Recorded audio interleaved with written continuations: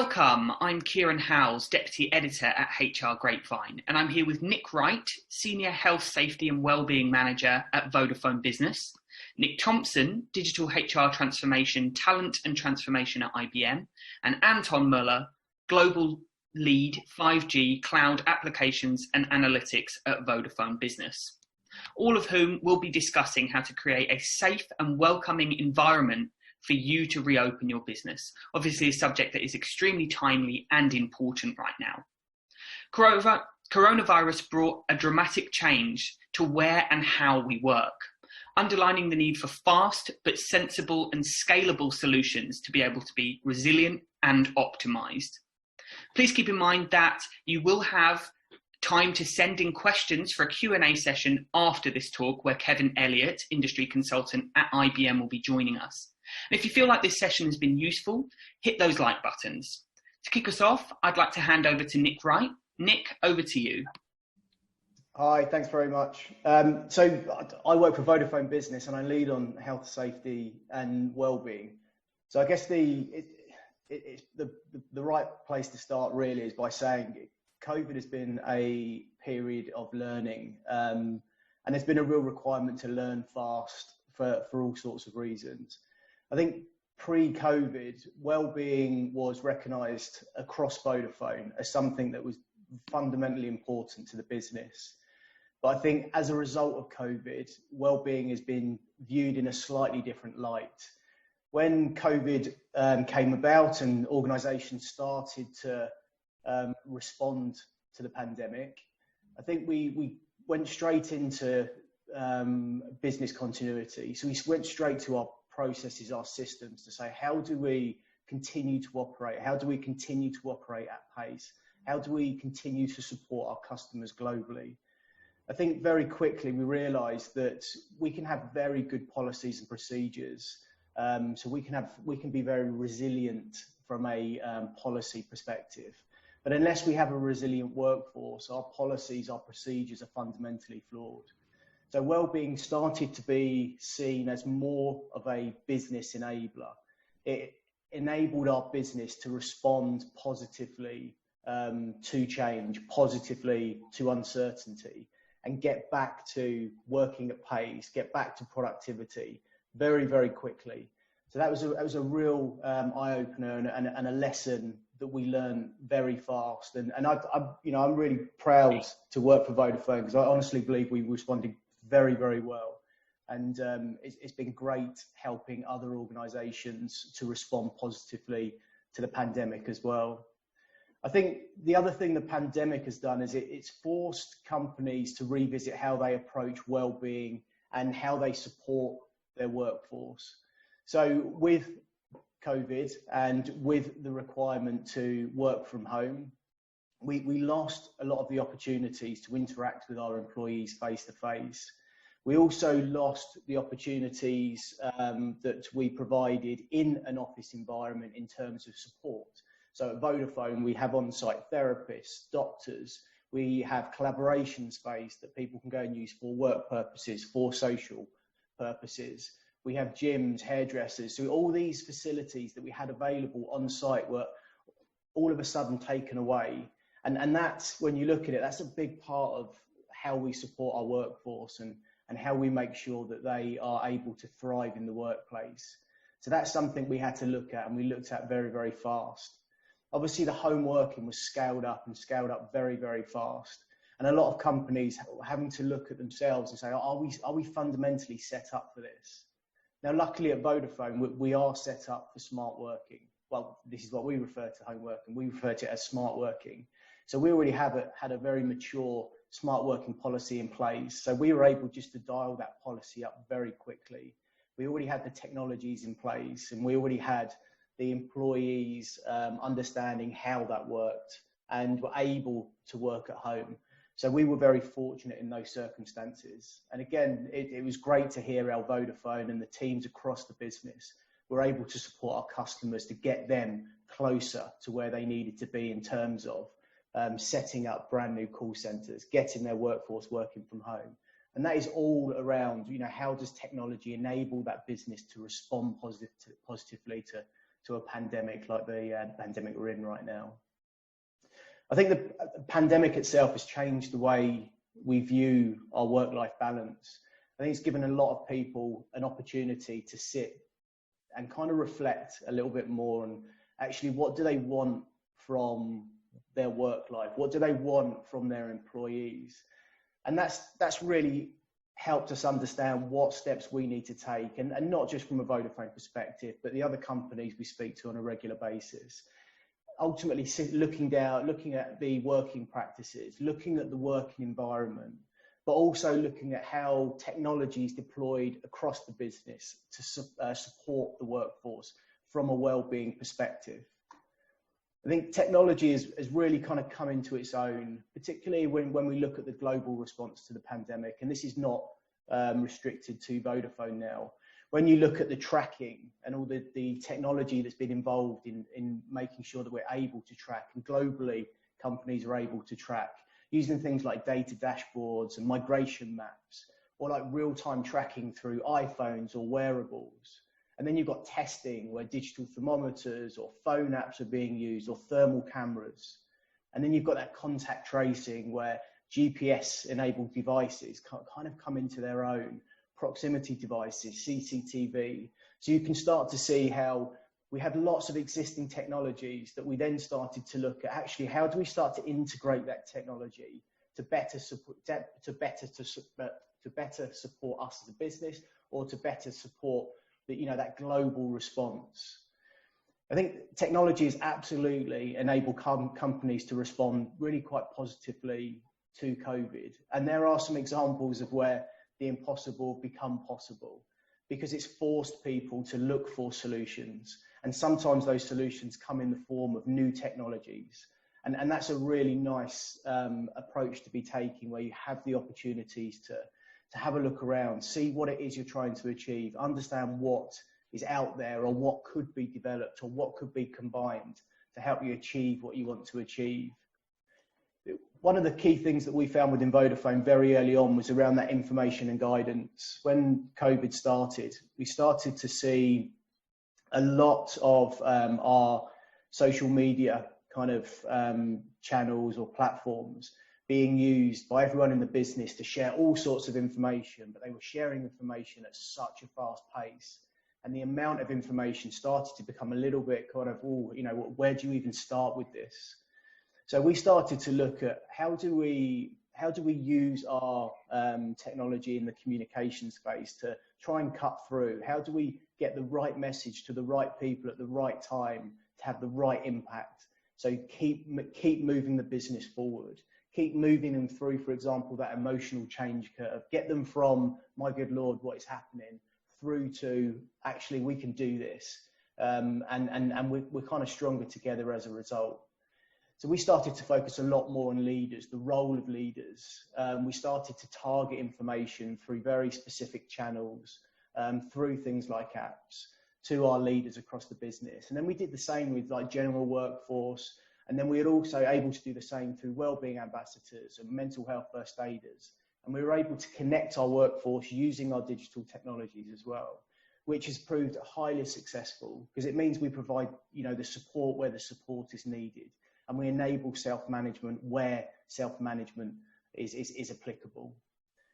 We've also looked at our support services as well, and we've managed to do some really fantastic work. So, for example, we rolled out a completely digital, a virtual GP service. So everyone in the business has access to a GP, and we don't necessarily have the luxury, everyone, to be able to go to a GP service. So we've kind of put a GP at the end of a phone. It's virtual appointments, and it's proved to be really, really successful, actually. We've also looked at fitness classes as another good example. So we lost our ability to get people into the gym, or at least to give them the opportunity to go in. So we started rolling out regular fitness classes through our channels that people could do it at home. That was a really good thing for keeping the workforce connected as well. And then we use things like pulse surveys, really just to keep an eye on what's going on across the business, to allow us to keep on responding to where we needed to respond. So if there were some concerns in certain areas, we could be very laser focused in how we how we address those concerns, or what support we rolled out, or what we needed to do, what technologies we needed to introduce, or what technologies we needed to dial up or dial down. So it really enabled us to respond quite positively. I think technology is also coming into its own when we look at how we get our people back into our offices, but get them back in safely, and most importantly, get them back in with the confidence that they need to get back into the offices and feel like, actually, it's okay here. And that's one of the things we saw very early on when we started to look at our pulse surveys to try and get a feel for where people's heads were at. Do they want to come back? If they don't, why don't they? If they do, what are they looking for?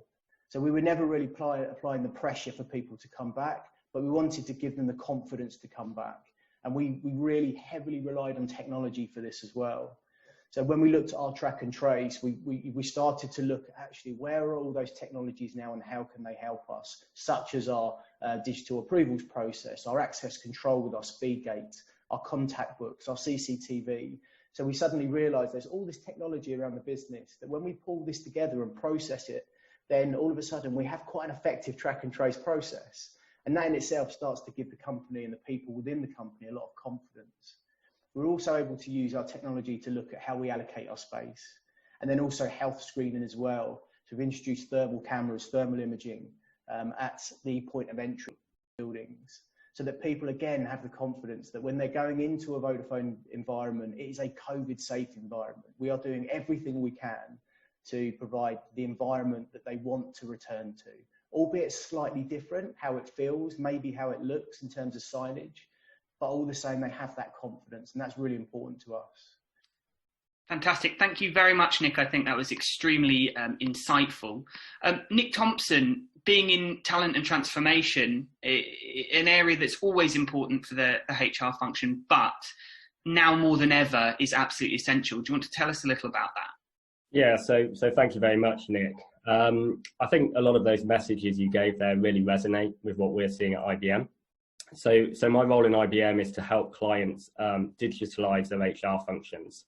So typically these are organizations that have already gone through moving their HR technology to the cloud and are looking at really what can they do with emerging and innovative technologies to further drive, well, two things really. One, a better employee experience.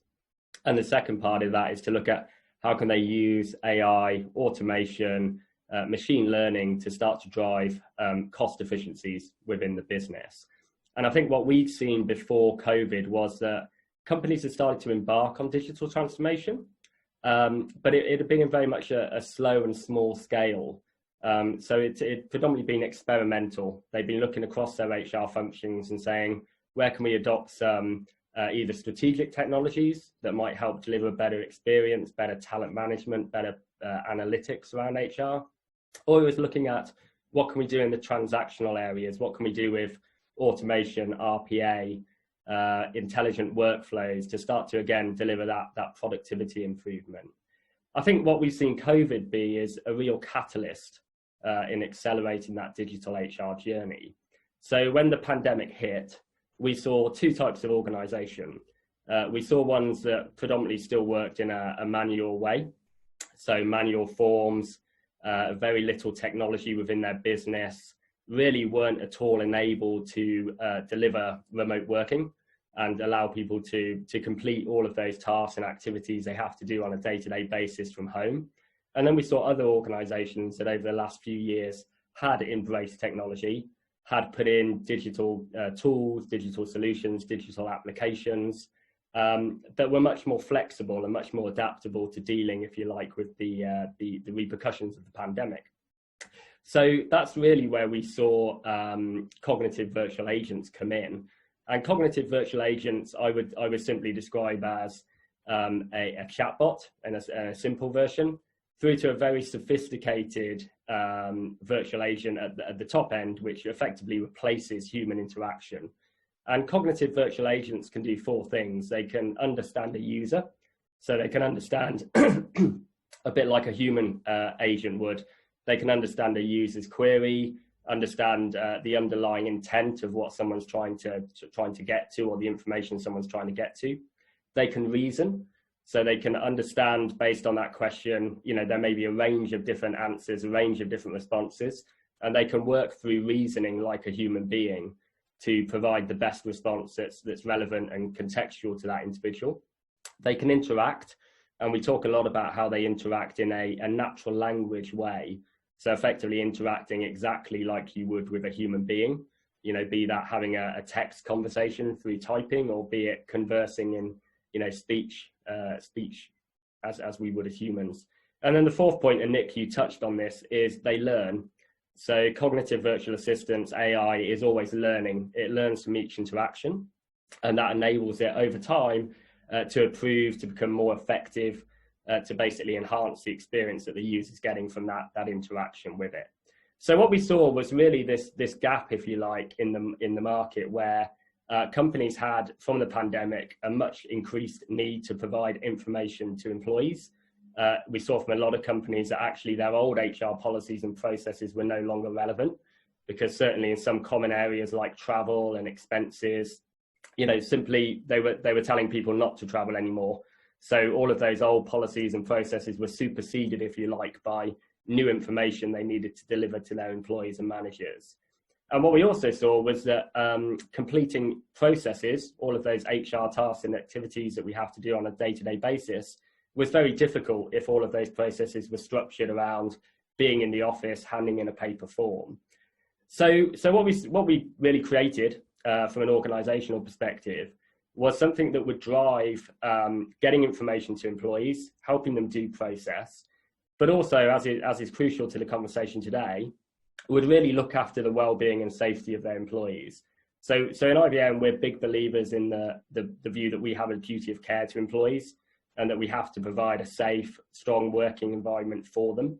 And that's where we saw cognitive virtual assistants, the business case for them, really, really come into fruition. It was around that: how can I make sure my employees are safe, they get access to that knowledge and information that they really need, and that we can ultimately start to give them that information dynamically. So as things change throughout the pandemic, they've also always got access to the latest and greatest in terms of our company standpoint.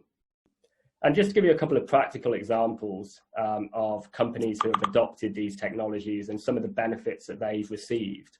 So IBM and EY, the big global professional services organization, actually partnered around about 12 months ago on a global virtual assistant to 270,000 employees across the whole of EY globally.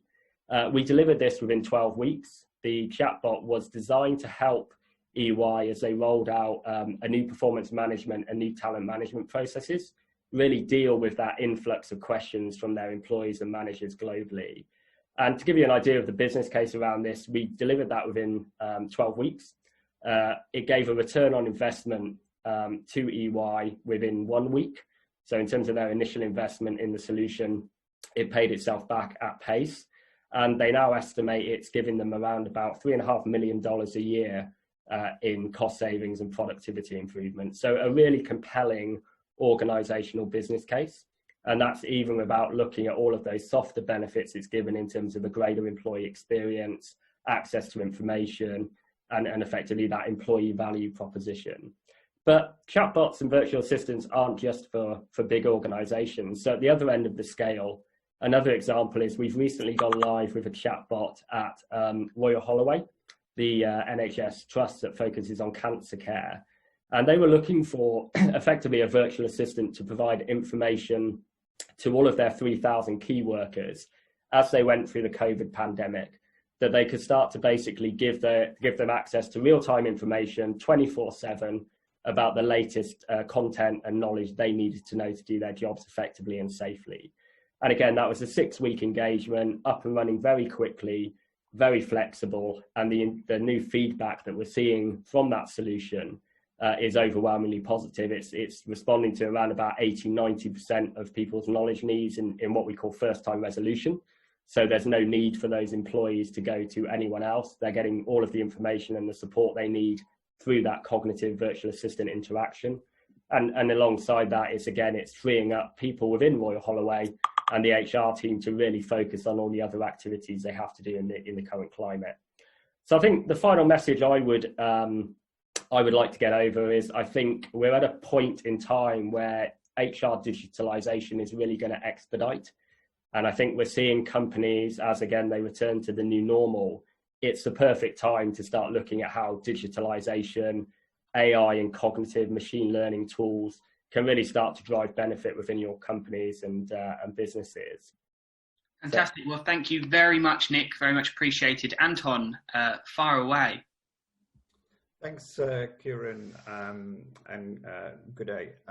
Like you've heard from my colleagues, Nick, and they've actually done a phenomenal job in really how both Vodafone and IBM really addressing the challenging environment, both from a health and well-being of very important, first of all, our employees, but also of our business in the current, like Nick Thompson said, the new norm of COVID and beyond.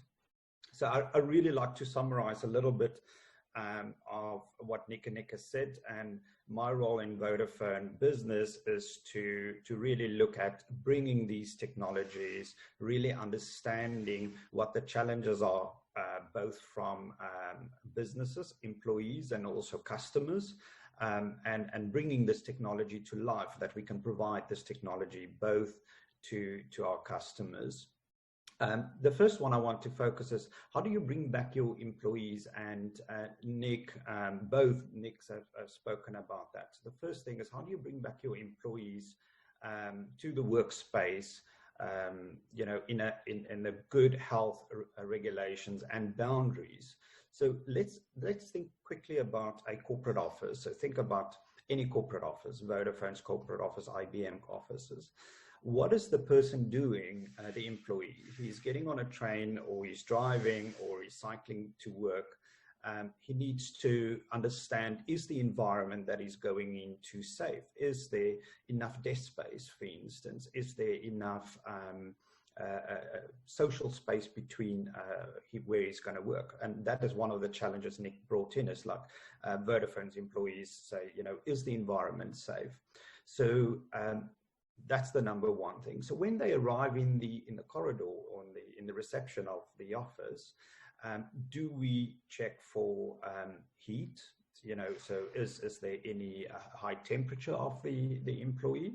And then when the employee enters the building, is, you know, do we have a record of who is in the building? Or for instance, if we have a visitor that's coming to the corporate office, do we detect the heat of the visitor? And do we record then the information of the visitor that's coming into the office? And once they're in the office, and Nick Thompson spoke about the AI assistant, is that, you know, generally in offices, there's no more receptionist, etc. But how do you provide a automated assistant? So if there's any questions from a health, a well-being, safety, or a COVID situation, how do you provide a platform for people to touch and really get quick information while they're at the reception? And that is where the chatbot and the AI assist come in, is that it can be integrated, for instance, in a mobile application at the front desk where people coming into the office. Then your staff really enter the office, and not necessarily the office. It can be a factory, it can be a processing plant, etc. So once the people are inside of your environment of work, how do you make sure that you're adhering to the regulations and that it's safe? That, for instance, if we look at a meat packing environment or food processing environment, do the employees wearing the PPE equipment that they supposed to have? When you're in a corporate office and you're going into a meeting room or a boardroom, you know, what is the limitation of people that's going into that meeting room? Are we adhering to those limitations? For instance, it's only 4 people are allowed to be in the environment. So that is quite challenging for I think every organization. First of all, to make sure the space for every employee is safe and adheres to the regulations, and the well-being is addressed. The second point I'd like to focus on is to say, it's not just about employees. Yes, it is employees, it's important, but also how do we make sure our customers from any business, from a global organization to multinationals, to government, to small and SMEs, that all have the same challenges, really to make sure their environments are safe and adhering to the regulations. So how do customers, for instance, adhering to social distancing? If you think about airports, tourism sites, trains, for instance, within the trains. So really understanding how do the customers have keep the safe distance? Is there massive crowds? Is customers, for instance, wearing the PPE equipment, like for instance in public transport environment, etc. Think about small restaurants. How do we keep with that regulation? How do we record every person that's coming to have a quick dinner in a very simple, inintrusive way of collecting the data from a regulatory point of view, but also to make sure, for instance, in the kitchen where the hamburgers are made, the salads are made, do the staff really adhering to the health and safety regulations and wearing the gloves and the PPE equipment, etc. So every business, small, large, government, really need to provide safe spaces and well-being for both their employees and their customers. How do they get the platforms, the analytics and the insights? And I think that is the big challenge which every single organization has, is how do they get that insight and the platforms and the analytics to really manage their business safely, securely, and in line with the regulations, and make sure that the well-being is addressed both from a customer as well as from a employee point of view. So this is where Vodafone and IBM really came together, and we designed these advanced technology platforms and analytics and insights to the market, and really what we looked at is to say, how can we do this in a very quick and really tap into technologies that is really there, which Nick spoke and Nick Thompson spoke as well, is such as video feed, your CCTV. So how can you tap into your video feed, your video technology, wearables, AI assistant, chatbots, really to provide communication, and mobile applications, really to help businesses to get back to business. And very, very important, it's not just getting back to business now, but it's also what and how do you take the business beyond the current pandemic where we are. So it's not just by investing now, but also how that technology can be used beyond. Thank you. Fantastic. Well, thank you so much to all three of you, Anton, Nick and Nick. This has been a fantastic and eye-opening conversation. I'm sure that people will have lots and lots of questions for you. So stick around. We're going to have a Q&A coming up. We're also actually going to be joined by Kevin Elliott, who is an industry consultant at IBM as well, who will be on hand to answer some questions. So yeah, get them in and we'll answer as many as we possibly can. Thank you very much, everyone. Thank you so much to our speakers for those fantastic insights. We're also now joined by Kevin Elliott, industry consultant at IBM. You, the audience, will have a rare chance now to ask our experts any questions you may have. We'll get through as many as we possibly can. So I think we're actually going to start with one which is ideal for you, Kevin. That is, how is my privacy and personal data protected with the technology you offer? Do you want to kick us off by answering that? Sure. Thanks very much for that question. I think it's a good question and it's relevant. Couple of things. So the solution involves a number of technology components.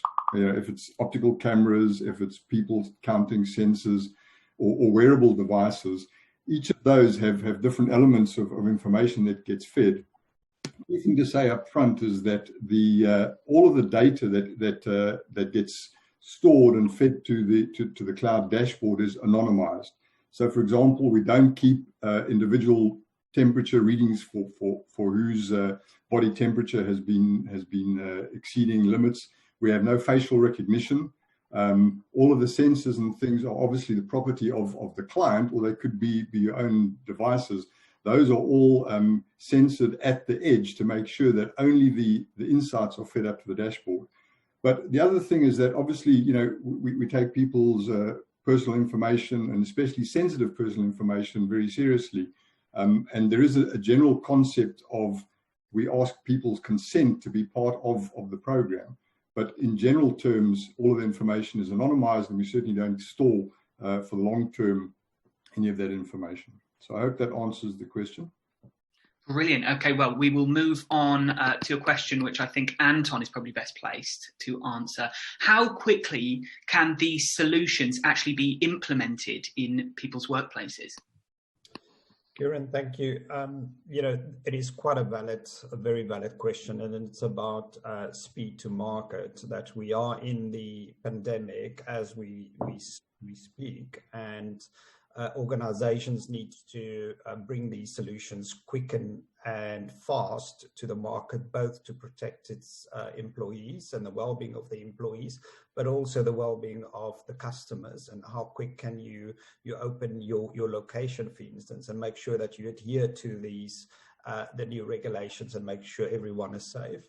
So when we designed these solutions with IBM, and that was in back of our mind, is really is how quick do we do that. The first one is really look at the technologies that is available and prioritize. And you know, all these technologies sits in the cloud. It's cloud-based solutions, and probably one of the other elements is, you know, what type of infrastructure do I have already in place, which I can tap into and I can utilize. For instance, like I may have existing video cameras and video feeds within my organization, and that is one of the solutions that we've built called Worker Insights or Customer Insights. Is to look at the PPE equipment. Do people wear the face mask, etc.? You don't need to go and invest in brand new cameras, for instance. So if you do have camera systems within your reception, for instance, or in your organization, the Worker Insights platform go and tap into the existing video feed that comes from your existing infrastructure. In terms of the AI assistants or the HR chatbot, again, you have existing intranet or internet services, and the AI assist, and I'm sure Nick, you know, that can be integrated rapidly. I think within, Nick, correct me if I'm wrong, in about 2 to 3 weeks, you know, the HR AI assist chatbot can be deployed. Well, I think that actually brings us on really nicely to another question, which I think some people will be wondering. And that is, if they already have technologies that they're using that they like, can this be integrated with those technologies already in place? Exactly. And I think I chatted a little bit earlier about that, Kieran, is that you have, and that is the basis that we designed the platforms on, is to say, how quick can you deploy this, and what infrastructure can I utilize that I have already? So and that we had in mind when it's designed, and it's really tapping into, for instance, on the video feed. So if you have a video management system or video cameras already within in your organization, the platform sits on top and it taps into the existing infrastructure that you have. Mm-hmm. Nick, do you have anything to add to that at all? I think the only thing I'd add is, so a lot of the companies we work with tend to use the same kind of similar technologies now, be it across HR, you know, SuccessFactors, Workday, be it across the collaboration tools they use. So a lot of them are tried and tested, if you like, in the sense that when you're integrating that wider HR landscape, you want to give people a seamless experience across everything. There's accelerators around that. There's solutions already built for that. It's really just looking at what is it specifically you use and how can we integrate with them. But again, I would say that the vast majority of organizations who are on those kind of common HR systems and wider business tools, the integrations are pre-built or they're existing in terms of capability. Right, Nick Wright, I am going to put you on the spot a bit now and ask you quite a broad question, but a very relevant one. And that is, what do you think are the keys to resilience in this time that we find ourselves in? So resilience is spoken about very, very frequently, and it has been since the pandemic really kind of came about. I think it's worth mentioning, though, is that people try and find like this golden bullet that means everyone in the business is really completely resilient, which means they're never really, they're never going to face all these challenges again. The reality is resilience doesn't mean that you won't experience difficulties and stress. It just means you're able to deal with them more effectively. And I think there's lots of areas that you can explore as a business. I think some of the key ones, so things like how do you promote like a healthy psychological environment within the workplace? And there's lots of component parts to that. So it could be things like open and honest management styles. It goes a long way when you look at, do leaders come across as authentic? Are these leaders that I can kind of get behind and think, do you know what, the ship's being steered. We've got a trusted person at the wheel. Rewarding work is always a really good one. And that shouldn't be limited to identify those people that have done those really big things.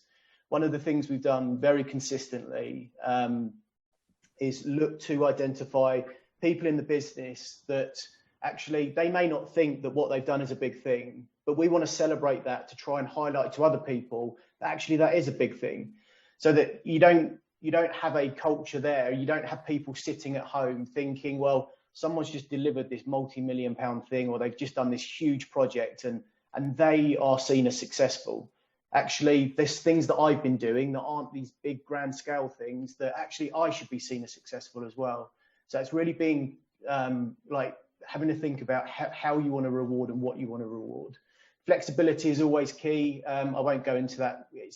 I think it goes without saying. But the other thing as well is don't assume that a manager knows how to manage well-being. Make sure that you train your managers, give them an opportunity to be able to interact effectively with their workers. Just because someone is technically competent, that doesn't necessarily mean that they are competent and capable to deal with people in the workplace with challenges around mental health, for example. And then if you need to, make sure you have specialist support available so that managers don't feel that they have to deal with things that are outside of their comfort zone. There are pathways that they can direct people to so they can speak to and get the support from the people that really know what to do, what to say, and how to deal with certain circumstances. And then for me, the biggest one is making sure that you develop and sustain strong networks within work.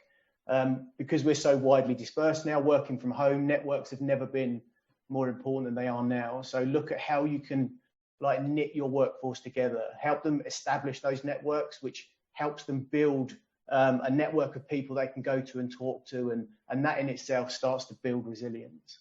Mm-hmm. Well, on that very important point, Anton, I think this next question is perfect for your expertise. How can I ensure that my initiatives will still be relevant in the future, considering how fast things are currently changing? And that is very relevant and a challenge. And I mentioned it in my session, is that when you look at investing into platforms to address, the health and safety, both of your employees as well as your customers, is in the market, there is multiple solutions out there that, for instance, at the moment, addressing some of the COVID propositions like face mask detection, make sure there's enough distance between people, social distancing, crowd density monitoring, etc. But those are generally built just for that use case. And that is the challenge with a lot of organizations, and when they invest in, to make sure that you invest in a platform that can address your immediate needs currently in COVID, but also beyond COVID.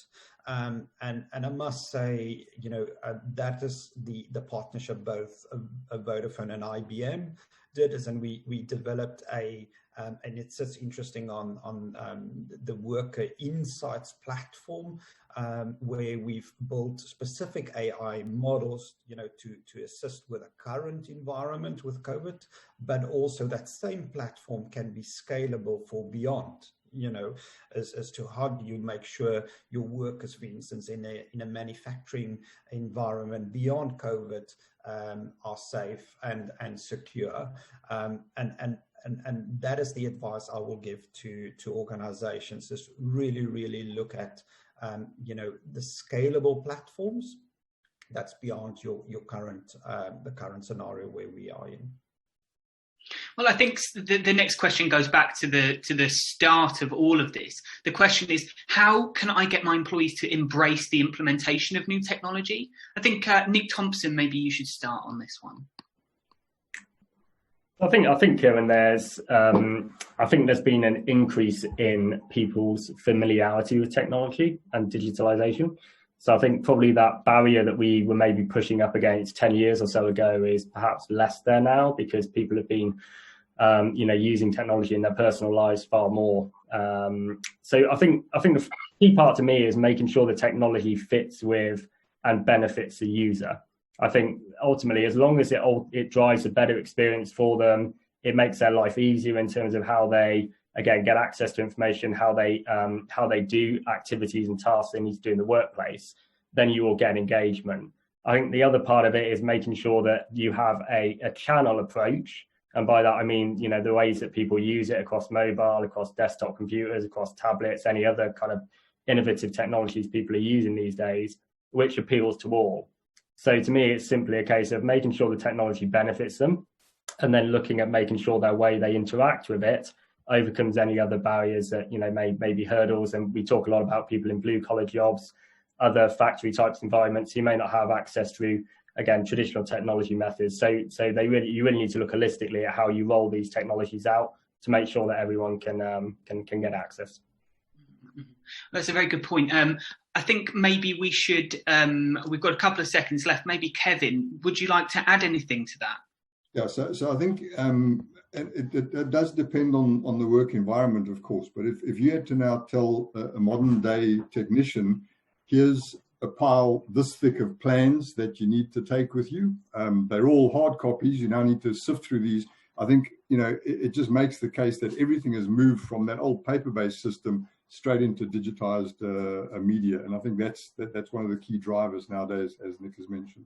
Mm-hmm. Very good point. Well, unfortunately, that does appear to be all the time we have left. But we aren't done yet the rest of the day. Stay exactly where you are. You will still see some insight from a meditation expert, Sarah Williams, as well as sessions from Fertifa and Bright Horizons. So thank you very much to all of our speakers.